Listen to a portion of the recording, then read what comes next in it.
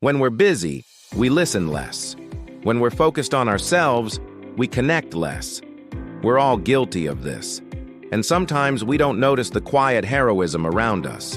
Imagine sitting in a park every day, hoping to help someone. Yet no one stops, no one talks. Would you keep going? That's what this story is about. It's about how a simple act of kindness can have ripple effects and how the quietest person in any room often has the most profound perspective. This story from Central Park invites us to reflect on our own stories and the impact we want to make. Here's a question for you. What if you could change someone's life without knowing it? How would you feel? Let's find out together. It was just another ordinary day in the heart of New York City. The sun was shining, birds were tweeting, and Central Park was alive with its usual sights and sounds. People strolled along the paths, couples shared intimate moments, and children's laughter echoed through the air.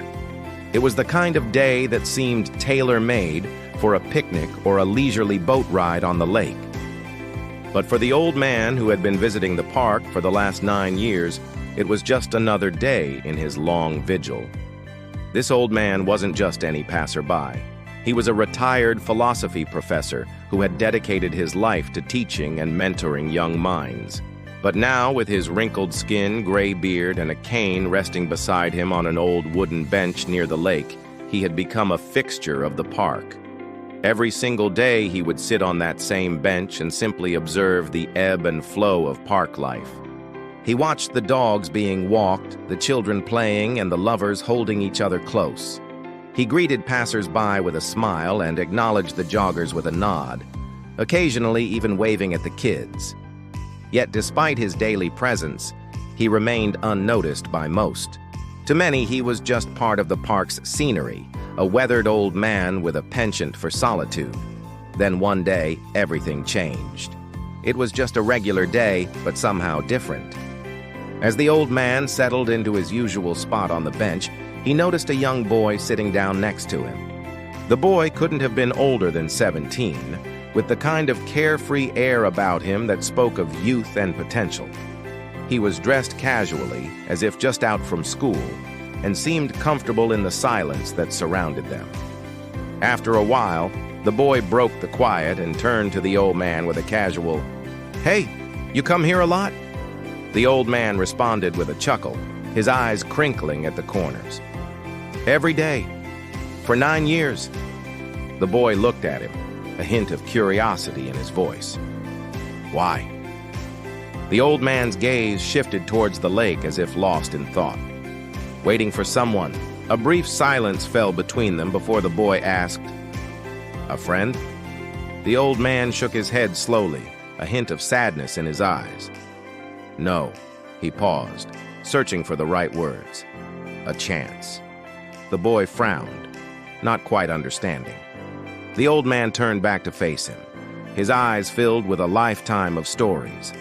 "Back when I was younger, I worked as a professor, taught philosophy, thinking about life and stuff like that. I did that for 30 years. But one day I made a mistake, a big one.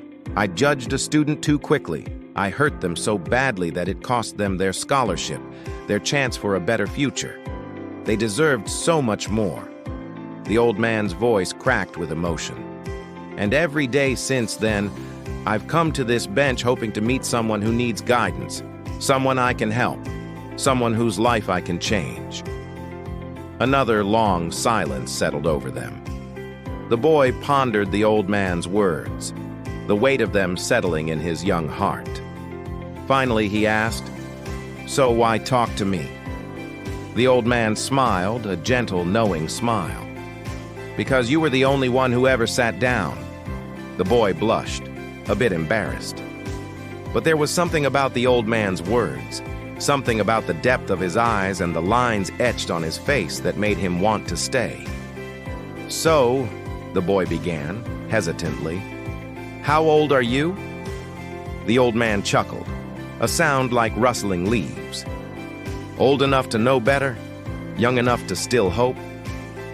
As the days turned into weeks and the weeks into months, the boy became a regular fixture at the park. Every day after school, he would rush to the bench, eager to spend time with the old man.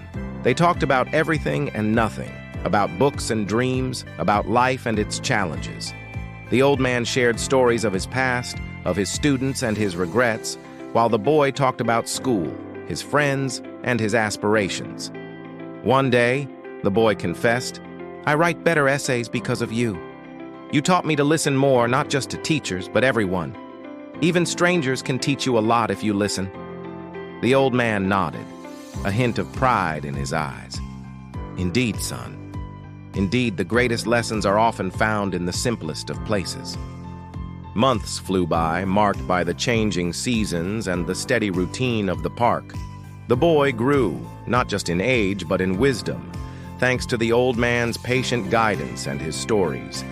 The old man, in turn, found solace in the boy's youthful energy and enthusiasm. Their friendship was an unlikely one, a bond forged in shared moments of quiet reflection and meaningful conversations. It was a testament to the power of human connection and the beauty of intergenerational relationships. Then one day, the boy didn't show up. The old man waited patiently, hoping that his friend would return. But as the days passed without the boy, a sense of unease began to creep into the old man's heart. Had he done something wrong? Was he not meeting the boy halfway? Or perhaps the boy had found someone better to talk to, someone younger, someone more like him. Doubts gnawed at him, making the silence of the park deafening. But just when the old man's hope began to dwindle, the boy returned. He was different now, a bit taller, more confident, but with the same twinkle in his eye. He explained that he had just returned from college orientation. "I got in," he said proudly. "I wrote about you in my application essay. They loved it." The old man beamed with pride. "That's wonderful, son. That's wonderful." Years went by, each marked by the turning of the seasons and the cycle of life in Central Park. The old man continued his vigil on his beloved bench, a silent observer of the countless stories that unfolded around him. Though the years etched deeper lines on his face and silvered his already graying hair, his spirit remained young, nurtured by the memory of the boy who had once sat beside him. Now and then, he would spot the boy running in the park, a young man grown, radiating health and happiness. The sight filled the old man's heart with a quiet joy, a silent celebration of the impact he'd had on a young life without even knowing it. One day, however, the familiar figure of the young man returned to the old man's bench. Now a successful writer and mentor, he carried within him the profound lessons he'd learned from the old philosopher. It was a full-circle moment, a testament to the enduring power of their unlikely friendship. As the sun set over Central Park, casting long shadows across the grass, the man sat down on the bench beside the old man. "Thank you," he said, his voice thick with emotion, "for listening to me all those years ago. You gave me more than advice. You showed me the importance of empathy, of understanding, and of never giving up on my dreams." The old man, his eyes twinkling with joy, placed a hand on the man's shoulder. "My boy, you were the one who taught me that even in old age, life can surprise you. You showed me that the greatest joy comes not from what we do, but from whom we become."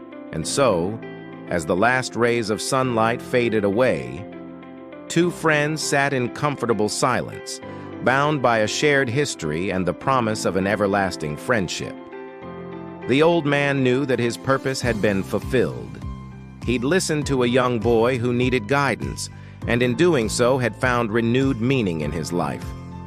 Their story, a quiet symphony of human connection, played out in the heart of New York City, touched by the magic of friendship and illuminated by the wisdom of age.